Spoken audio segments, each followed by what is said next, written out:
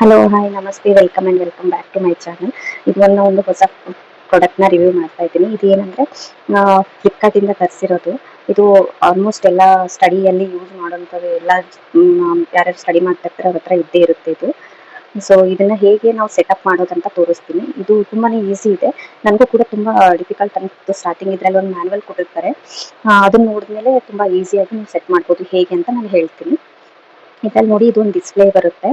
ಇದರಲ್ಲಿ ಮೇಲ್ಗಡೆ ಅಲಾರಾಮ್ ಇದೆ, ಕೆಳಗಡೆ ಮಂತ್ ಆ್ಯಂಡ್ ಡೇಟ್ ಇದೆ, ಮತ್ತೆ ಟೆಂಪ್ರೇಚರ್ ಸೆಟ್ಟಿಂಗ್ ಇದೆ. ಈ ಟೆಂಪ್ರೇಚರ್ ಇದು ಆಟೋಮೆಟಿಕಲಿ ಸೆಟ್ ಆಗುತ್ತೆ, ಇದನ್ನೇ ನಾವು ಸೆಟ್ ಮಾಡೋದು ಬೇಕಾಗಿರಲ್ಲ.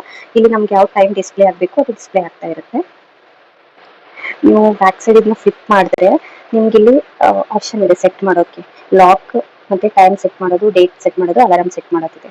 ಈ ಸೈಡ್ ಬಂದರೆ ಇಯರ್ ಇದೆ. ನೀವು ಇಯರ್ನ ಈ ಥರ ಮಂತ್ ಆ್ಯಂಡ್ ಇಯರಲ್ಲಿ ನೀವು ಸೆಟ್ ಮಾಡ್ಬೋದು.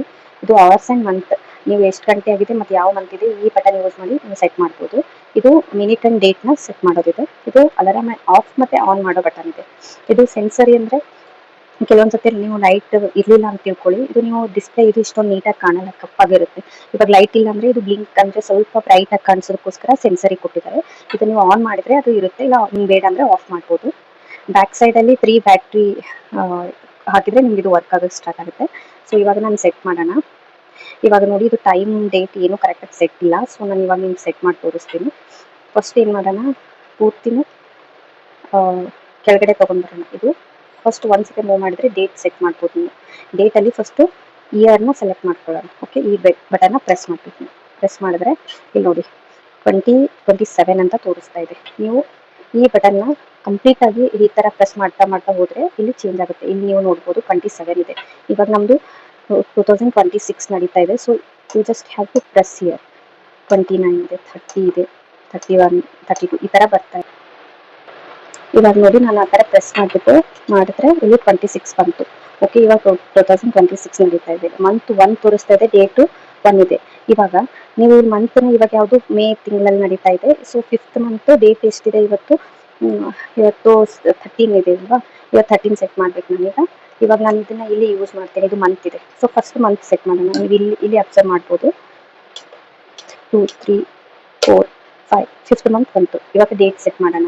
ಸೊ ಡೇಟ್ ನಮಗೆ ಇಲ್ಲಿ ಕೊಟ್ಟಿದ್ದಾರೆ, ಈ ಬಟನ್ನ ಪ್ರೆಸ್ ಮಾಡಬೇಕು.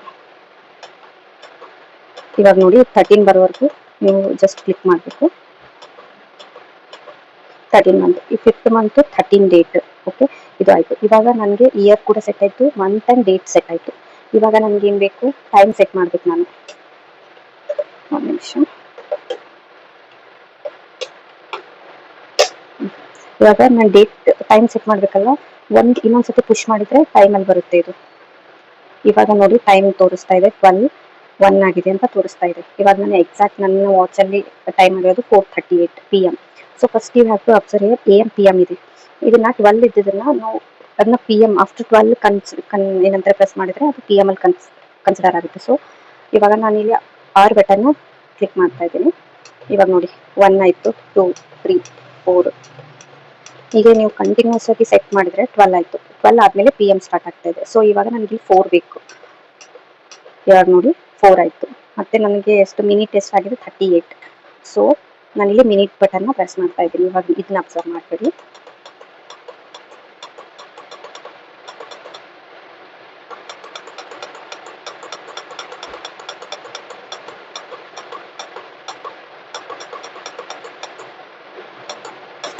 ತರ್ಟಿ 38 ಆಗಿದೆ.